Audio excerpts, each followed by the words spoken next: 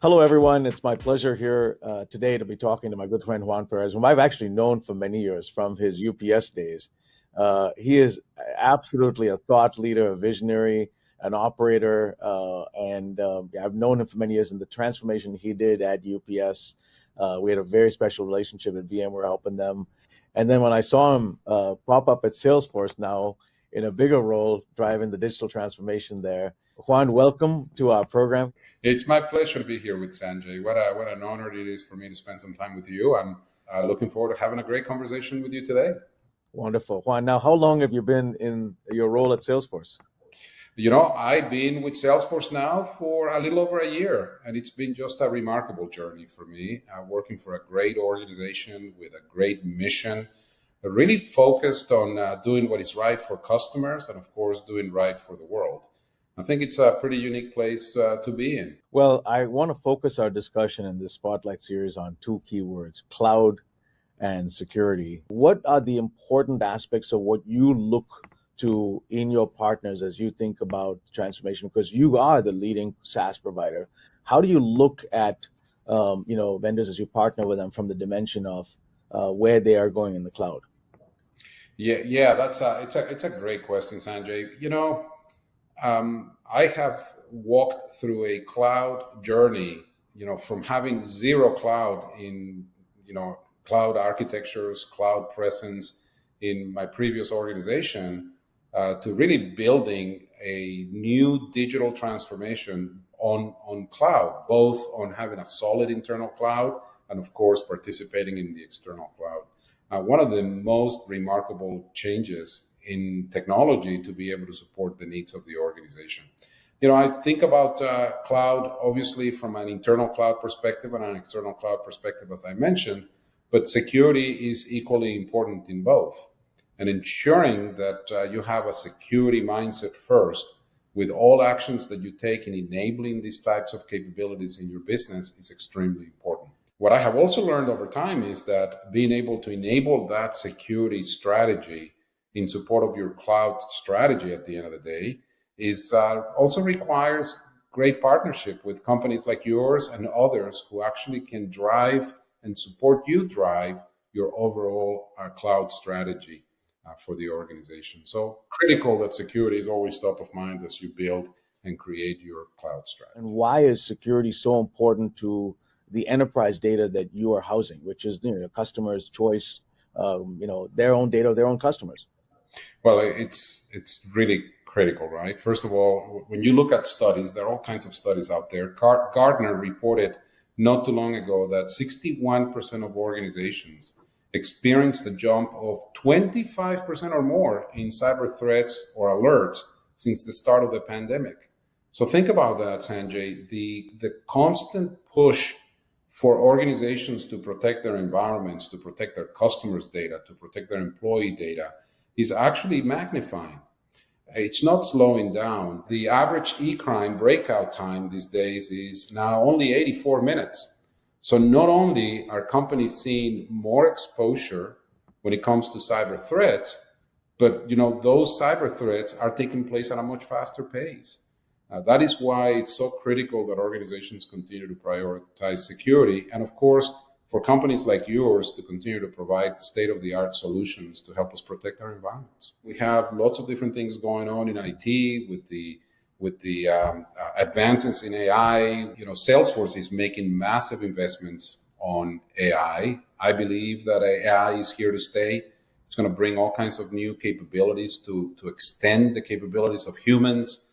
I think it's going to become an incredibly effective source of assistance for humans out there. And I think we need to be ready for that. But also doing it securely with a high level of trust is going to be incredibly important. I know that you will be continuing to bring solutions to the table where we can actually use AI securely as well. Well, I want to get to how we partner together in our part, because you folks have such a high standard for security. You put us through the ringer in a good way, and we love that. But maybe you can give some advice on that same thread, pulling at it as a world-class, leader of technology teams. What advice would you have of best practices of how folks who are in similar roles to you at big Fortune 1000 companies should be thinking about the threat landscape and taking best practices in security? Yeah, this is an area that I have thought so much about. At the end of the day, the CIOs, when a security breach ends up happening, CIOs tend to be the ones who show up on the front page of the Wall Street Journal, Sanjay, Okay. right? So got to be really sensitive to these, both from a personal standpoint as a professional in the field that I'm in, but also from the responsibility that I have to protect the company from bad actors and certainly from events that can have a significant impact in the reputation of the company. Throughout the years, I have always thought about security from a defense in depth perspective, making sure that we find ways to protect the company at the software layer, at the infrastructure layer, and also at the human layer. Because the human line of defense is critical to protecting the organization today. I'm really grateful for the products and solutions that companies like Cohesity provides to companies like mine. I think it's an incredibly important part of what we do to protect our environments, and certainly from a data loss prevention standpoint. But at the same time, we need to make sure that we continue to enhance, we continue to improve our overall human line of defense. But some of the things that I would say, for your audience, first, continue to run security health checks. Never give up on that. Second, things that perhaps sound difficult to implement are still critical and very, very important to the success of the security posture of a company, like multi-factor authentication. Constantly checking for user privilege, never stop. Of course, phishing campaigns, got to be careful with those, making sure that you constantly educate your users. There's so many pressures on the time that our users have available for training. Cannot deprioritize security training for our users. Keep reporting security concerns when you see them out there. And of course, we talked about this earlier, but incredibly important, build a sound cloud security strategy. And again, I'm of course going to tell you that working with partners like you in building that cloud security strategy is extremely important for the organization. Why did you guys pick us? To your question, I'm glad you asked me that question.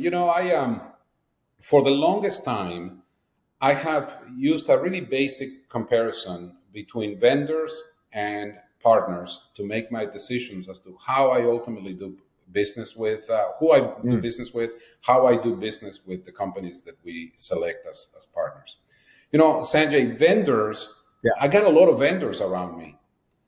Vendors typically just show up every once in a while. They do not understand my business well enough. They do not comprehend, the challenges of the organization at different times. They become more focused on their success than my company's success. On the other side, partners, they know your business. They're close to what your issues are. They often want to understand more about how they truly can help you solve big business problems. Partners are always proactive. They're looking for ways in which the company can get better at what it does. There's a significant amount of complexity. There's a significant amount of problems and challenges and issues out there. And at the end of the day, we don't have all the answers. We need good partners to provide us with those answers. I actually consider you, Sanjay, you personally, and of course your company, a partner. You've been proactive in engaging with me on opportunities where we can actually improve. I don't view you as someone who is just trying to sell me the next deal. Of course, you got to sell. It's part of your job and it's part of how you get measured at the end of the day. But I honestly believe that you're looking for your customers' well-being, and you're driving innovation in your company to ensure that the companies that you do business with ultimately can succeed in this very, very challenging environment that we all operate in. So that's very much appreciated by me and certainly by my colleagues that support and manage this technology. Well, we're very honored. Your technical teams put us absolutely through all the right ringers, and whenever they do that, they make us better as a company, especially in the dimensions of cloud and security we talked about, and we're grateful for those reasons. Maybe a few other things as we relate to kind of closing out this discussion. What advice do you have to younger talent as they're beginning the technology career if they want to be one day sitting in your shoes? That's a great question, Sanjay. I reflect on that from time to time. Think about it. When you and I started in this business, we worked on environments that could not be integrated easily. That's why there are so many legacy technologies out there that are really difficult to integrate, right, with other new platforms and new technologies that can help a business move forward. None of that existed. But now, this next generation of IT professionals have at their disposal such great tools, such great capabilities, that I think that the CIOs of the future are going to be so well equipped to do amazing things for their business.